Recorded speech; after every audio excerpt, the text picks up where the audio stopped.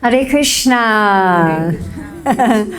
Can't say Hare Krishna enough. We'd like to welcome everyone to our Sunday Krishna book reading to Srila Prabhupada.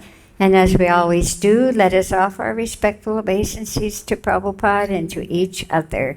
Nama Om Vishnuvadaya Krishna Prastaya Bhutale Srimati Bhakti-Vedanta Swaminiti Namane Namaste Saraswati Devi Gauravani Pacharane Nirvasesha Sunyavadi Paskachade Satarane, and to each other.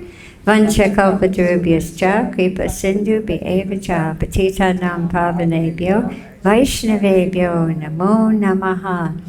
So for all of you online, you can note the English subtitles at the bottom of the page, and that will help you to follow along.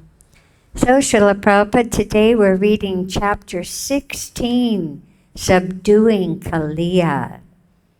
When he understood that the water of the Jamuna was being polluted by the black serpent Kaliya, Lord Krishna took action against him and made him leave the Jamuna and go elsewhere, and thus the water became purified. When this story was being narrated by Shukadeva Goswami, Maharaj Parikshit became eager to hear more and more about Krishna's childhood pastimes. He inquired from Shukadeva Goswami how Krishna chastised Kaliya, who had been living in the water for many years. Actually, Maharaj Parikshit was becoming more and more enthusiastic to hear the transcendental pastimes of Krishna, and his inquiry was made with great interest. Shukadeva Goswami narrated the story as follows. Within the river Yamuna, there was a great lake, and in that lake, the black serpent Kaliya used to live. Because of his poison, the whole area was so contaminated that it emanated a poisonous vapor 24 hours a day. If a bird happened to even pass over the spot, it would immediately die and fall down into the water. Due to the poisonous effect of the Yamuna's vapors, the trees and the grass near the bank of the Yamuna had all dried up. Lord Krishna saw the effect of the great serpent's poison. The whole river that ran before Vrindavan was now deadly.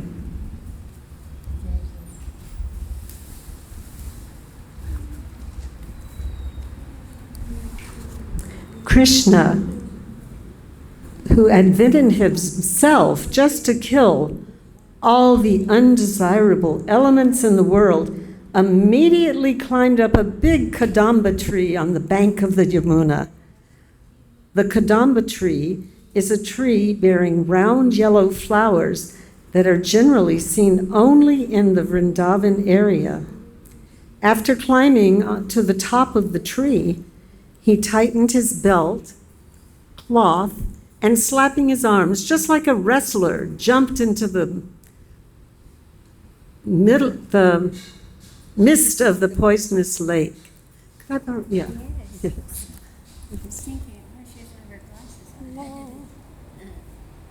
Sorry.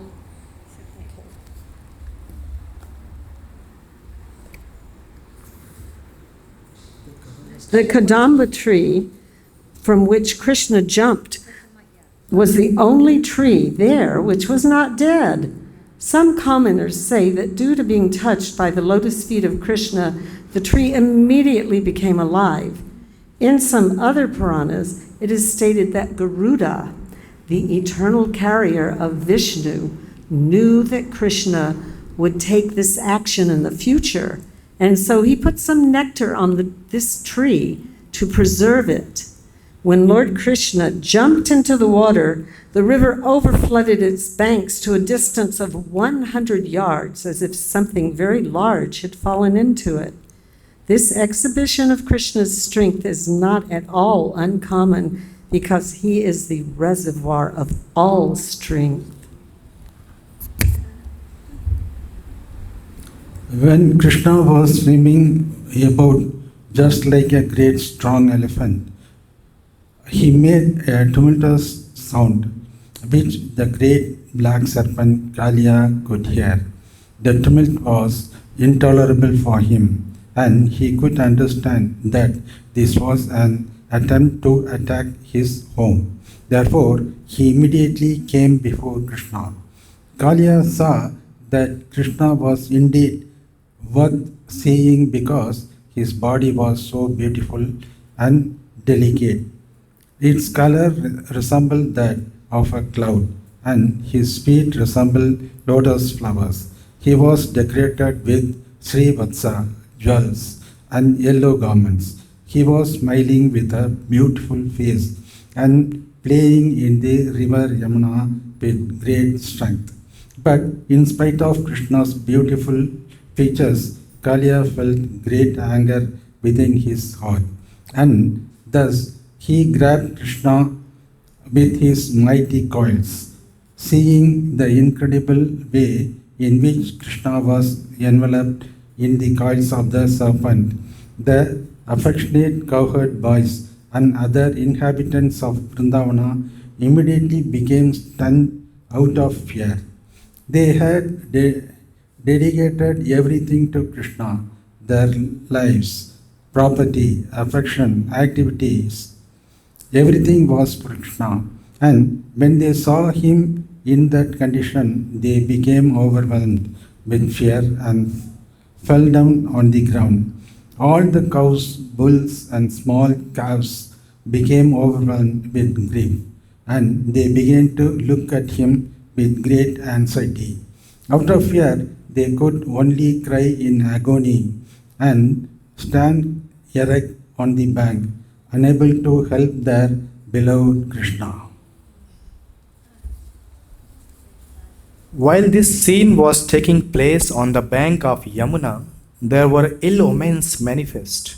The earth trembled, meteors fell from the sky, and the left side of man's body shivered. All these are indications of great immediate danger. Observing the inauspicious signs, the cowherd men, including Maharaj Nanda, became anxious out of fear. At the same time, they were informed that Krishna had gone to the pasturing ground without his elder brother Balaram.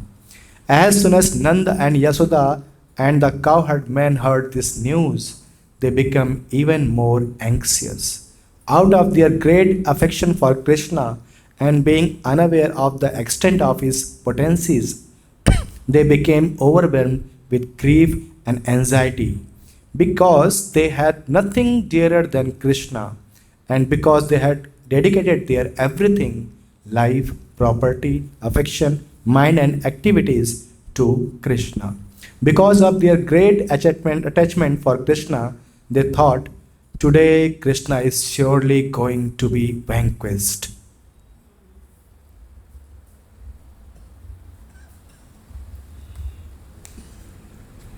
All the inhabitants of Vrindavan came out of the village to see Krishna. The assembly consisted of children, old men, women, animals, and all living entities. They knew that Krishna was their only means of sustenance. While this was happening, Balaram, who is the master of all knowledge, stood there simply smiling. He knew how powerful his younger brother was, and that there was no cause for anxiety when Krishna was fighting with an ordinary serpent of the material world. He did not, therefore, personally take any part in their sorrow. On the other hand, all the inhabitants of Vrindavan, being disturbed, began to search out Krishna by following the impression of his footprints on the ground, and thus they moved hastily toward the bank of the Yamuna. Finally, by following the footprints marked with flag, bow, and conch shell, the inhabitants of Vrindavan arrived at the riverbank and saw that all the cows and boys were weeping to behold Krishna enwrapped in the coils of the black serpent. Then they became still more overwhelmed with grief. While Balaram was smiling to see their lamentation, all the inhabitants of Rajabhumi merged into the ocean of grief because they thought that Krishna was finished. Although the residents of Vrindavan did not know much about Krishna, their love for him was beyond comparison. As soon as they saw that Krishna was in the river Yamuna, enveloped by the serpent Kaliya, and that all the boys and cows were lamenting, they simply began to think of Krishna's friendship, his smiling face, his sweet words, and his dealings with them. Thinking of all these and seeing that their Krishna was now within the clutches of Kaliya, they at once felt that the three worlds had become vacant. Lord Chaitanya also said that he was seeing the three worlds as vacant for want of Krishna. This is the highest stage of Krishna consciousness. Almost all the inhabitants of Vrindavan had the highest ecstatic love for Krishna. When Mother Yashoda arrived, she wanted to enter the river Jamuna, and being checked, she fainted. Her friends, who were equally aggrieved, were shedding tears like torrents of rain or waves of the river. But in order to bring Mother Yashoda to consciousness, they began to speak loudly about the transcendental pastimes of Krishna. Mother Yashoda remained still, as if dead, because her consciousness was concentrated on the face of Krishna. Nanda and all the other cowherd men who had dedicated everything, including their lives, to Krishna, were ready to enter the waters of the Jamuna, but Lord Balaram checked them because he was in perfect knowledge that there was no danger. For 2 hours, Krishna remained like an ordinary child, gripped in the coils of Kaliya. But when he saw that all the inhabitants of Gokula, including his mother and father, the gopis, the boys, and the cows, were just on the point of death, and that they had no shelter for salvation from imminent death, Krishna immediately freed himself. He began to expand his body, and when the serpent tried to hold him, he felt a great strain. On account of the strain, his coils slackened, and he had no alternative but to let loose the personality of Godhead, Krishna, from his grasp. Kaliya then became very angry, and his great hoods expanded. He exhaled poisonous fumes from his nostrils. His eyes blazed like fire, and flames issued from his mouth. The great serpent remained still for some time, looking at Krishna, licking his lips with bifurcated tongue. The serpent looked at Krishna with double hood, and his eyesight was full of poison. Krishna immediately pounced upon him, just as Garuda swoops upon a snake. Thus attacked, Kaliya looked for an opportunity to bite him, but Krishna moved around him. As Krishna and Kaliya moved in a circle, the serpent gradually became fatigued, and his strength seemed to diminish considerably. Krishna immediately pressed down the serpent's hoods and jumped on them. The Lord's lotus feet became tinged with red from the rays of the jewels on the snake's hood. Then he, who is original actress of all fine arts, such as dancing, began to dance upon the hoods of the serpent, although they were moving to and fro.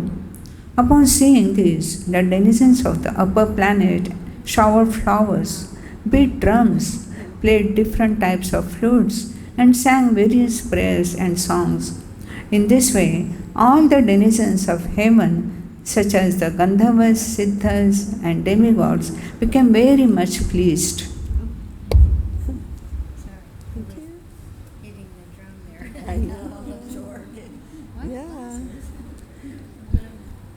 While Krishna was dancing on his hoods, Kaliya tried to push him down with some of his other hoods. Kaliya had about 100 hoods, but Krishna took control of them. He began to dash Kaliya with his lotus feet, and this was more than the serpent could bear. Gradually, Kaliya was reduced to struggling for his life. He vomited all kinds of refuse and exhaled fire. While throwing up poisonous materials from within, Kaliya became reduced in his sinful situation. Out of great anger, he began to struggle for existence and tried to raise one of his hoods to kill the Lord. The Lord immediately captured that hood and subdued it by kicking it and dancing on it. It actually appeared as if the Supreme Personality of Godhead, Vishnu, was being worshipped. The poisons emanating from the mouth of the serpent appeared to be like flower offerings. Kaliya then began to vomit blood instead of poison. He was completely fatigued. His whole body appeared to be broken by the kicks of the Lord. Within his mind, however, he finally began to understand that Krishna is the Supreme Personality of Godhead and surrendered unto him. He realized that Krishna is the Supreme Lord, the Master of everything.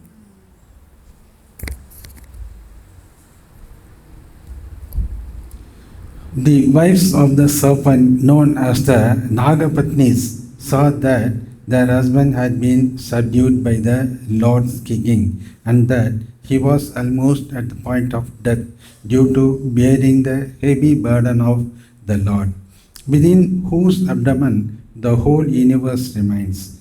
Kaliya's wives prepared to worship the Lord, and in their haste, their clothes, hair, and ornaments became disarrayed. They also surrendered unto the Supreme Lord and began to pray.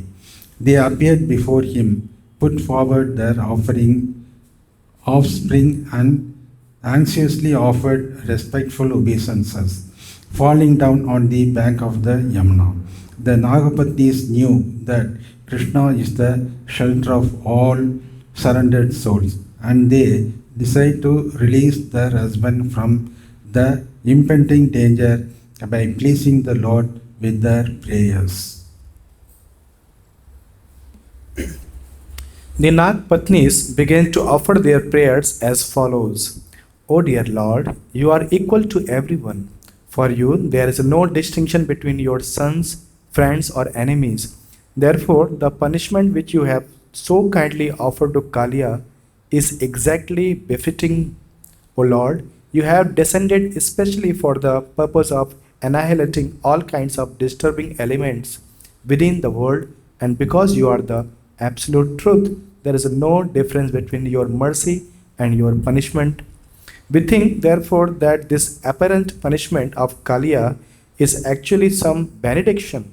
We consider that your punishment is your great mercy upon us, because when you punish someone, it is to be understood that the reaction of his sinful activities are eradicated. It is already clear that this creature appearing in the body of serpent must have been overburdened with all kinds of sins.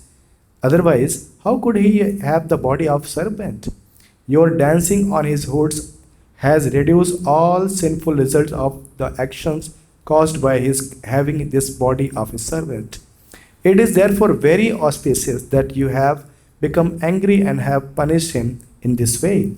We are very much astonished to see how you have become so much pleased with this serpent, who evidently performed various religious activities in his past lives that pleased everyone.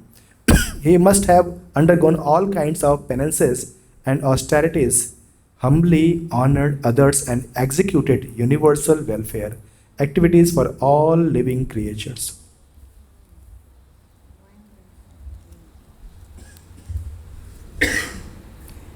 The Nagapatnis confirmed that one cannot come in contact with Krishna without having executed pious activities in devotional service in his previous lives.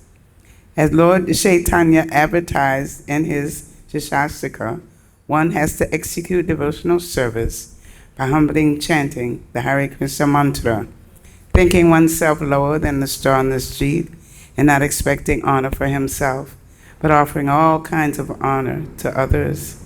The Nagapatnis were astonished that Although Kaliya had the body of a serpent as a result of grievous sinful activities, at the same time he was in contact with the Lord to the extent that the Lord's lotus feet were touching his hoods.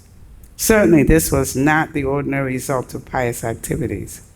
These two contradictory facts astonished them. Thus they continued to pray, "O dear Lord, we are simply astonished to see that he is so fortunate as to have the dust of your lotus feet on his head. This is a fortune sought after by great saintly persons.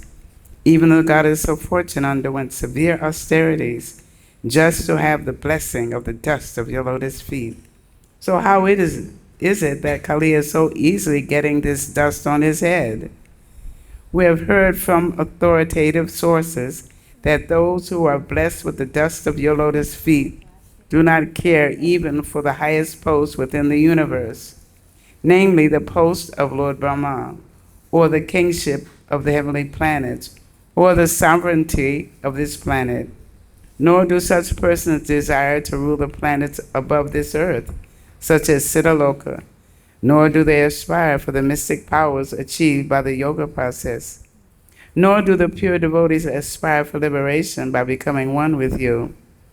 My Lord, although he is born in a species of life which is fostered by the most abominable mode of material nature, accompanied with the quality of anger, this king of the serpents has achieved something very, very rare. Living entities who are wandering within this universe in different species of life can very easily achieve the greatest benediction only by your mercy. It is confirmed in the Chaitanya Charitamrita that the living entities wandering within the universe in various species of life can get the seed of devotional service by the mercy of Krishna and the spiritual master, and thus their path of liberation can be cleared. The Nagapatnis continued, "We therefore offer our respectful obeisances unto you, our dear Lord, because you are the Supreme Person who are living as the Supersoul within every living entity. Although you are transcendental to the cosmic manifestation, everything is resting in you. You are the personified, indefatigable, eternal time. The entire time force is existing in you, and you are therefore the seer and the embodiment of total time in the shape of past, present, and future, month, day, hour, moment, everything. In other words, O Lord, you can see perfectly all the activities happening in every moment, in every hour, in every day, in every month, in every year, past, present, and future. You are yourself, the universal form, and yet you are different from the universe. You are simultaneously one with and different from the universe. We therefore offer our respectful obeisances unto you." You are yourself the whole universe, and yet you are the creator of the whole universe.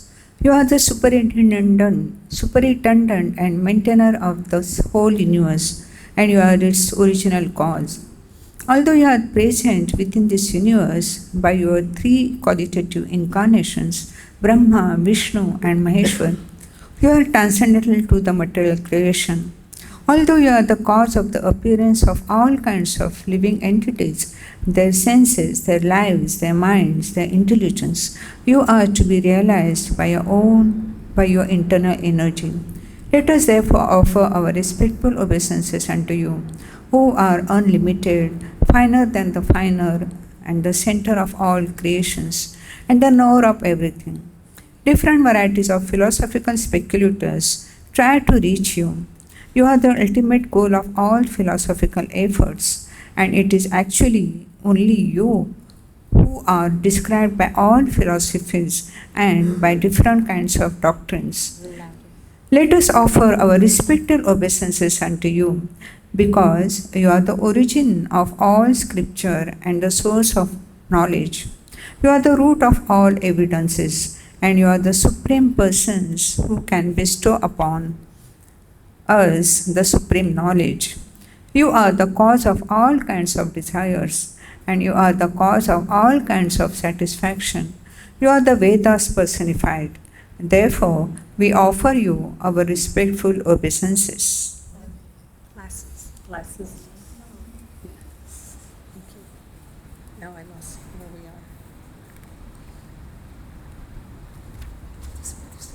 are.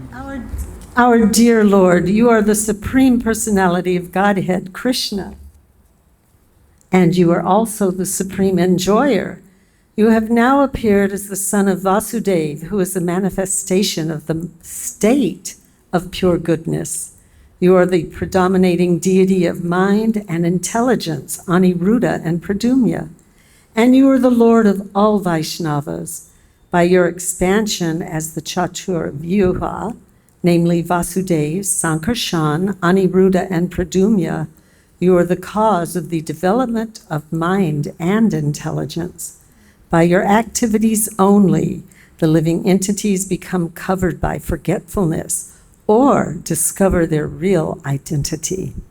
This is confirmed in the Bhagavad-Gita, 15th chapter.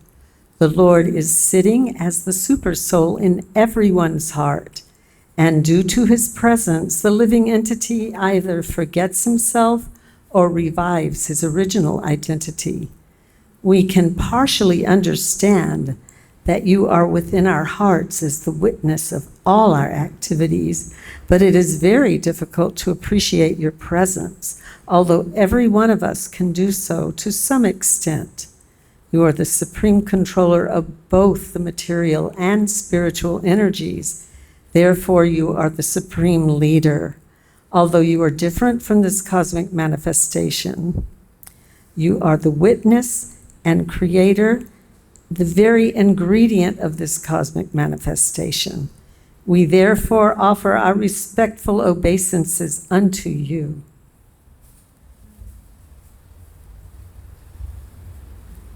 Our dear Lord, in the matter of creating this cosmic manifestation, personally, you have nothing to exert by expanding your different kinds of energy, namely the mode of passion, the mode of goodness, and the mode of ignorance.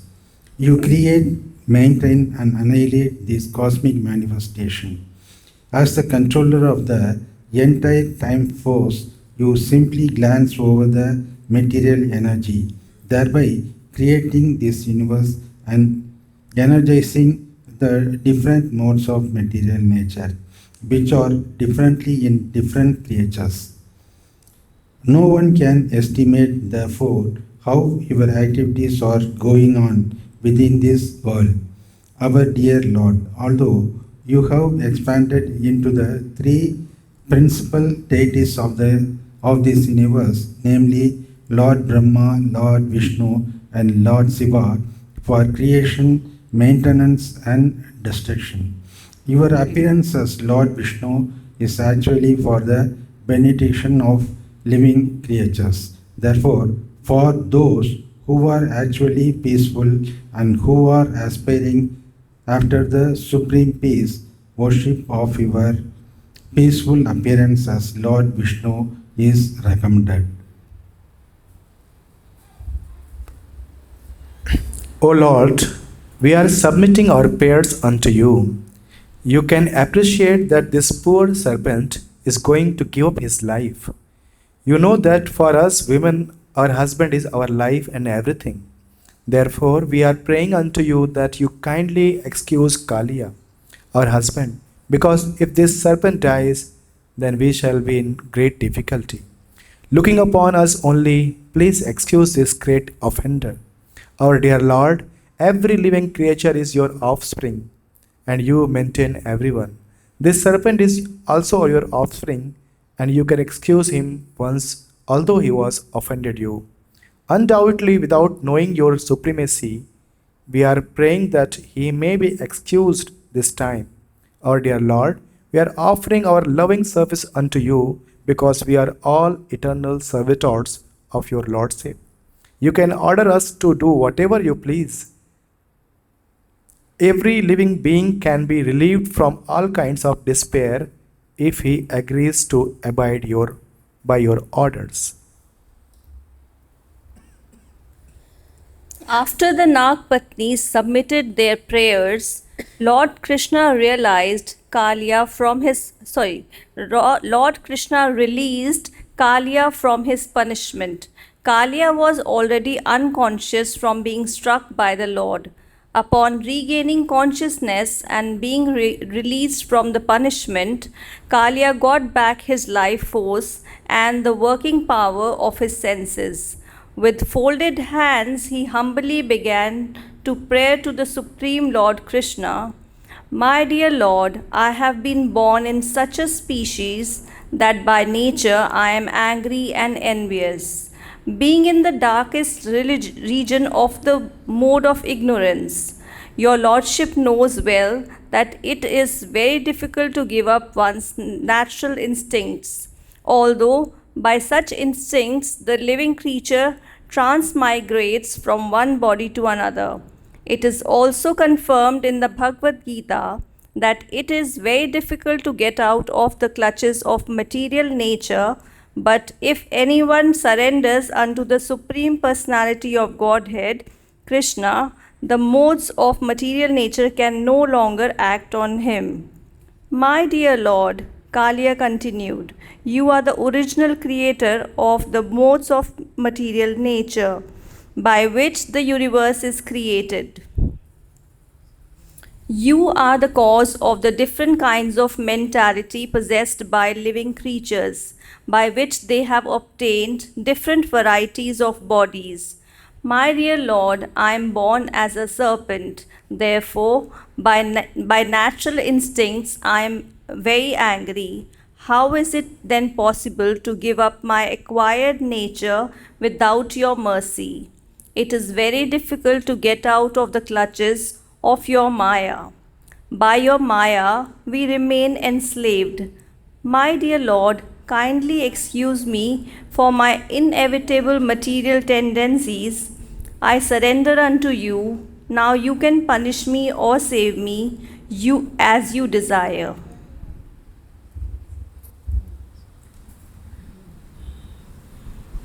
After hearing this, the Supreme Person of Godhead, who was acting as a small human child, ordered the serpent thus: you must immediately leave this place and go to the ocean. Leave without delay. You can take with you all your offspring, wives, and everything that you possess. Don't pollute the waters of the Yamuna. Let it be drunk by my cows and cowherd boys without hindrance. The Lord then declared that the order given to the Kaliya snake be recited and heard by everyone, so that no one need fear Kaliya any longer. Anyone who hears the narration of the Kaliya serpent and his punishment will need fear no more the envious activities of snakes. The Lord also declared, if one takes a bath in the Kaliya lake, where my cowherd boyfriends and I have bathed, or if one fasts for a day and offers oblations to the forefathers from the water of this lake, he will be relieved from all kinds of sinful reactions. The Lord also assured Kaliya, you came here out of fear of Garuda, who wanted to eat you in the beautiful land by the ocean. Now, after seeing the marks where I have touched your head with my lotus feet, Garuda will not disturb you. You're supposed to be out in Fiji, Prabhupada. So. Kaliya, Krishna Kaliya. The Lord was pleased with Kaliya and his wives. Immediately after hearing his order, the snake and his wives began to worship him with great offerings of nice garments, flowers, garlands, jewels, ornaments, sandal pup, lotus flowers, and nice eatable fruits. In this way they pleased the master of Garuda, of whom they were very much afraid. Then, obeying the orders of Lord Krishna, all of them left the lake, within the Jamuna. Oh, yes. Thus ends the Bhaktivedanta purports of the 16th chapter of Krishna, subduing Kaliya. Haribo. Chapter 17. Extinguishing the forest fire. King Parikshit, after hearing of the chastisement of Kaliya, inquired from Shukadeva Goswami as to why Kaliya left his beautiful land and why Garuda was so antagonistic to him. Shukadeva Goswami informed the king that the island known as Nagalaya was uninhabited by serpents and that Kaliya was one of the Nagalaya was inhabited by serpents and that Kaliya was one of the chief serpents there. Being accustomed to eating snakes, Garuda used to come to this land and kill many serpents at will. Some of them he actually ate, but some were unnecessarily killed. The reptile society became so disturbed that their leader, Vasuki, appealed to Lord Brahma for protection. Lord Brahma made an arrangement by which Garuda would not create a disturbance. On each half-moon day, the reptile community would offer a serpent to Garuda. The serpent was to be kept underneath a tree as a sacrificial offering to Garuda. Garuda was satisfied with this offering, and therefore he did not disturb any other serpents. But gradually, Kaliya took advantage of this situation. He was unnecessarily puffed up by the volume of his accumulated poison, as well as his material power. Oh, that's okay. And he thought, why should Garuda be offered this sacrifice? Then he ceased offering any sacrifice. Instead, he himself ate the offering intended for Garuda. Kaliya was eating the offered sacrifices. He became very angry and rushed to the island to kill the offensive serpent. When Garuda, the great devotee carrier of Vishnu, understood that Kaliya was eating the offered sacrifices, he became very angry and rushed to the island to kill the offensive serpent. Kaliya tried to fight Garuda and faced him with his many hoods and poisonous sharp teeth. Kaliya attempted to bite him, and the Garuda, the son of Tarksha, in great anger and with great force befitting the carrier of Lord Vishnu, struck the body of Kaliya with his effulgent golden wings. Kaliya, who is also known as Kadrusuta, son of Kadru, immediately fled to the lake known as Kaliya Harada, which lay within the Yamuna River and which Garuda could not approach.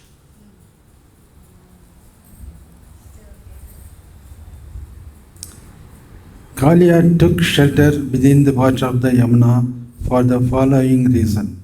Just as Garuda went to the island of the Kaliya snake, he also used to go to the Yamuna to catch fish to eat. There was, however, a great yogi known as Saubari Muni who used to meditate within the water there and who was sympathetic with the fish. He asked Garuda not to come there and disturb the fish. Although Garuda was not under anyone's order, being the carrier of Lord Vishnu, he did not disobey the order of the great yogi. Instead of staying and eating many fish, he carried off one big fish who was their leader. Saubari Muni was sorry that one of the leaders of the fish was taken away by Garuda, and thinking of their protection, he cursed Garuda with the following words. Henceforward, from this day, if Garuda comes here to catch fish, then I say this with all my strength, he will be immediately killed.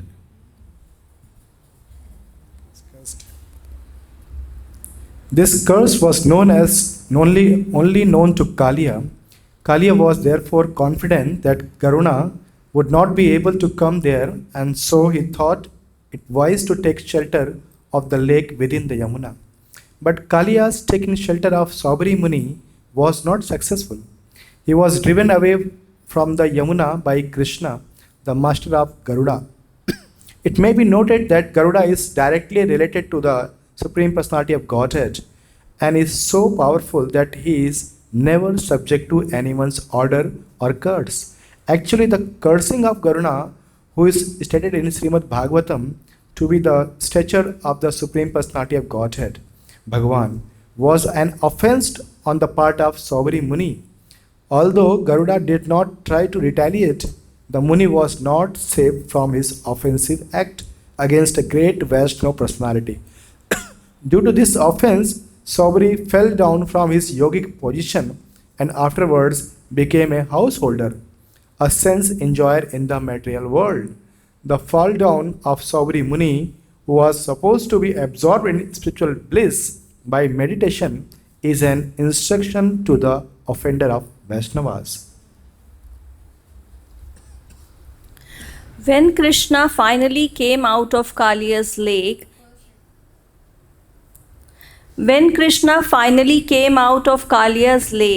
he was seen by all his friends and relatives on the bank of the Yamuna.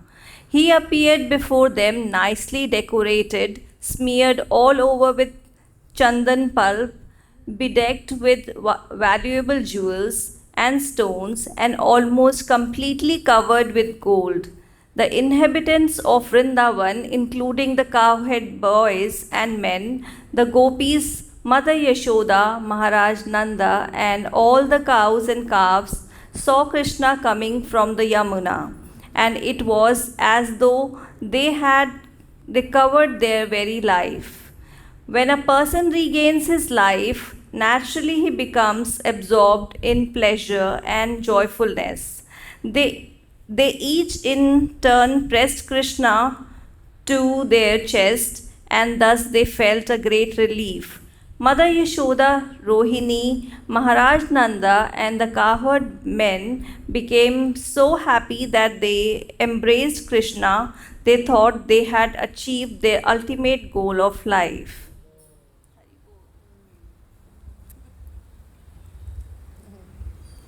Balaram also embraced Krishna, but he was laughing because when everyone else had been so overwhelmed with anxiety, he had known what would happen to Krishna. All the trees on the bank of the Yamuna, along with all the cows, bulls, and calves, were full of pleasure because of Krishna's appearance there.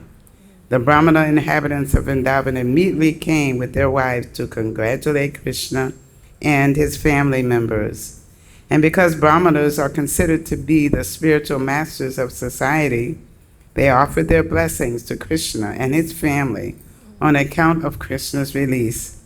They also asked Maharaj Nanda to give them some charity on that occasion. Being so pleased by Krishna's return, Maharaj Nanda gave many cows and much gold in charity to the Brahmanas.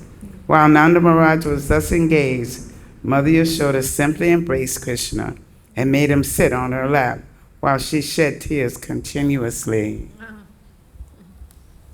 Since it was almost night, and all the inhabitants of Vrindavan, including the cows and calves, were very tired, they decided to take their rest on the riverbank. In the middle of the night, while they were taking rest, there was suddenly a great forest fire, and it quickly appeared that the fire would soon devour all the inhabitants of Vrindavan. As soon as they felt the warmth of the fire, they immediately took shelter of Krishna, the Supreme Personality of Godhead, although he was playing just like a child, just like their child.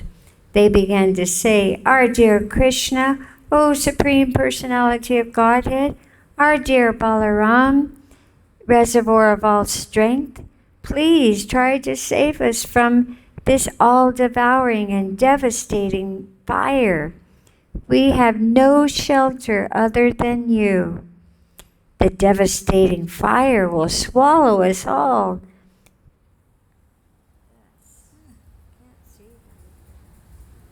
Thus they prayed to Krishna, saying that they could not take any shelter other than his lotus feet.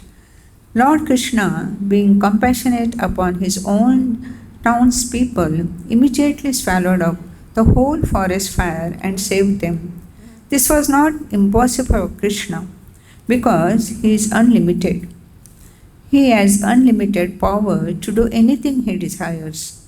Thus ends the Bhaktivedanta purport of the 17th chapter of Krishna extinguishing the forest fire. Hari Bol! We keep going. I think we have 5 minutes. Okay. Can you zoom in on the photo? Chapter 18. Killing the demon Pralambasura. After extinguishing the devastating fire, Krishna, surrounded by his relatives, friends, cows, and bulls, and glorified by his friends, singing, again entered Vrindavan, which is always full of cows. While Krishna and Balaram were enjoying life in Vrindavan in the midst of the cowherd boys and girls, the season gradually changed to summer. The summer season in India is not very much welcomed because of the excessive heat. But in Vrindavan, everyone was pleased because summer there appeared just like spring. This was possible only because Lord Krishna and Balaram, who are the controllers even of Lord Brahma and Lord Shiva, were residing there. In Vrindavan, there are many falls which are always pouring water, and the sound is so sweet that it covers the sound of the crickets. And because water flows all over, the forest always looks very green and beautiful. Glasses. Glasses. Thank you. And can you show me where we are? If you held the book, it's better. Okay. Oh. Okay. But where are we? The inhabitants of Vrindavan were never disturbed by the scorching heat of the sun or the high summer temperatures. The lakes of Vrindavan are surrounded by green grasses and various kinds of lotuses. Flowers bloom there, such as the kalara, kanja, and utpala. And the air blowing in Vrindavan carries the aromatic pollen of those lotus flowers.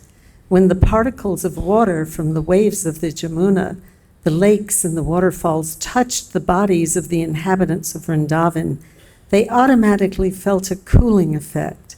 Therefore, they were practically undisturbed by the summer season.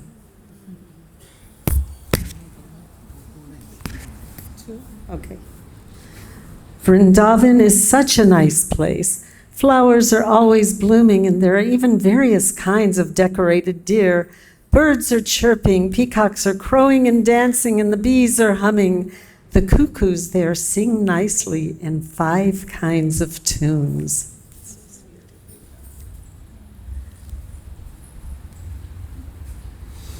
Krishna, the reservoir of pleasure, blowing his flute, accompanied by his elder brother Balarama and the other cowherd boys and the cows, entered the beautiful forest of Vrindavan to enjoy the atmosphere. They walked into the midst of newly grown leaves of trees whose flowers resembled peacock feathers. They were garlanded by those flowers and decorated with saffron chalk. Sometimes they were dancing and singing and sometimes wrestling with one another. While Krishna danced, some of the cowherd boys sang and others played on flutes. Some boogled on buffalo horns or clapped their hands, praising Krishna. Dear brother, you are dancing very nicely. Actually, all these boys were demigods descended from higher planets to assist Krishna in his pastimes. The demigods got in dress of the cowherd boys were encouraging Krishna in his dancing, just as one artist encourages another with praise. Up to that time, neither Balarama nor Krishna had undergone the hair-cutting ceremony. Therefore, their hair was clustered with crow's feathers. They were always playing hide and seek with their boyfriends or jumping or fighting with them. Sometimes, while his friends were chanting and dancing, Krishna would praise them. My dear friends, you are dancing and singing very nicely. The boys played at catching ball with fruits and such as Bale and Amalaka. They played blind man's buff, challenging and touching one another. Sometimes they imitated the forest deer and various kinds of birds. They joked with one another by imitating croaking frogs, and they enjoyed swinging underneath the trees. Sometimes they would play amongst themselves like a king and his subjects. In this way, Balarama and Krishna, along with all their friends, played all kinds of sports and enjoyed the soothing atmosphere of Vrindavana, full of rivers, lakes, rivulets, fine trees, and excellent gardens filled with fruits and flowers.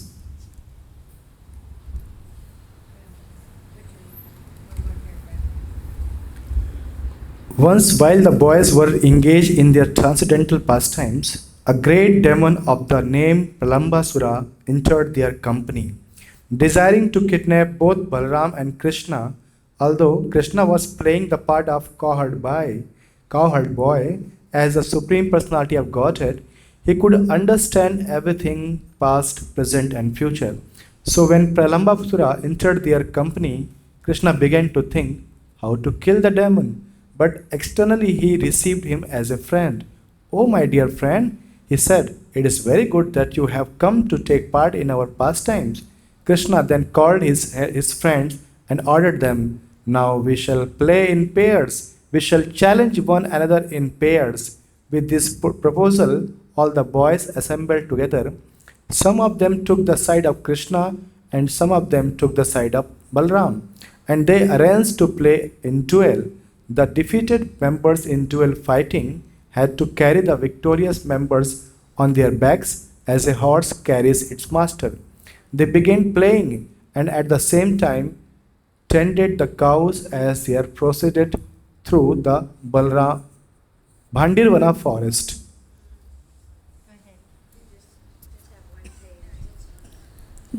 The party of Balaram, accompanied by Sri Dama and Vrishabha, came out victorious, and Krishna's party had to carry them on their back through the Bhandirvan forest.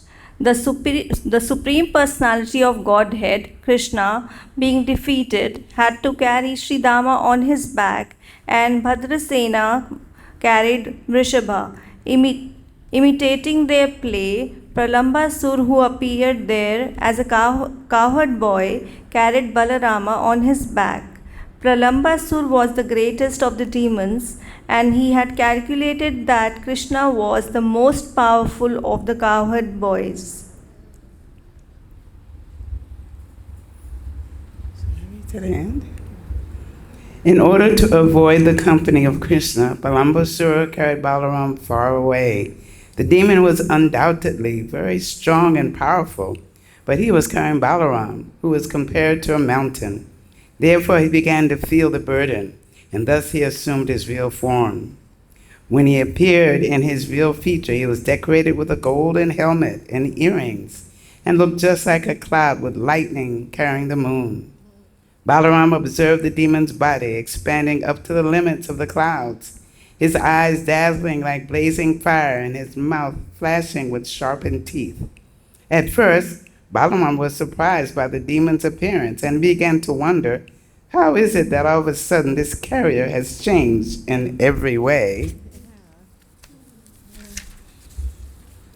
But with a clear mind, he could quickly understand that he was being carried away from his friends by a demon who intended to kill him. Immediately, he struck the head of the demon with his strong fist, just as the king of the heavenly planets strikes a mountain with his thunderbolt. Stricken by the fist of Balaram, the demon fell down dead, just like a snake, with a smashed head and blood poured from his mouth. When the demon fell, he made a tremendous sound, and it sounded as if a great hill were falling upon being struck by the thunderbird of King Indra. All the boys then rushed to the spot. Astonished by the ghastly scene, they began to praise Balaram with the words, "Well done, well done." All of them then embraced Balaram with great affection, thinking that he had returned from death, and they offered their blessings and congratulations. All the demigods in the heavenly planets became very satisfied and showered flowers on the transcendental body of Balaram, and they also offered their blessings and congratulations for his having killed the great demon Pralambasura. Thus ends the Bhakti-Vedanta purport of the 18th chapter of Krishna, killing the demon Pralambasura. Hari Bol. So, my dear devotees, that concludes our 1 hour of reading Krishna book to Srila Prabhupada. And as we always do, let us offer our respectful obeisances to Prabhupada and to each other.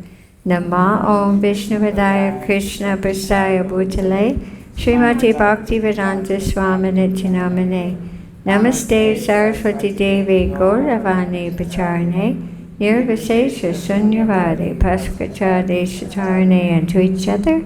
Vancha Kalpadrubhyascha Kripa Sindhubhya Evacha Patitanam Pavanebhyo Vaishnavebhyo Namo Namaha. Jai Krishna Bhak Jai Srila Prabhupada Sri Gauda Bhakta-vrinda Ki Jai. Oh yes, we want to we wanted to offer, my dear devotees, this Krishna book reading for the well-being of His Holiness Janardhan Maharaj. He's our temple president here in ISKCON Vrindavan. So we want to offer the benefits of everyone hearing Krishna book today for our dear Janardhan Maharaj. Also, I just remembered that my son Vrindavan Das, who's also a disciple of Srila Prabhupada, he's just been diagnosed with brain cancer, but every day from the day he was initiated here, October 24th, 1977, and given the name Vrindavan Das by Srila Prabhupada, he was allowed to come into this very room and read to Srila Prabhupada. And I just remembered that while we were reading to Srila Prabhupada. So I'm asking that you all bless him, that if he gets better or if not, that he can come back to Vrindavan and read to Srila Prabhupada here with us. Hare Krishna. Hare Krishna, Krishna Krishna, Hare Hare, Hare Rama, Rama Rama, Hare Hare, Hare Krishna.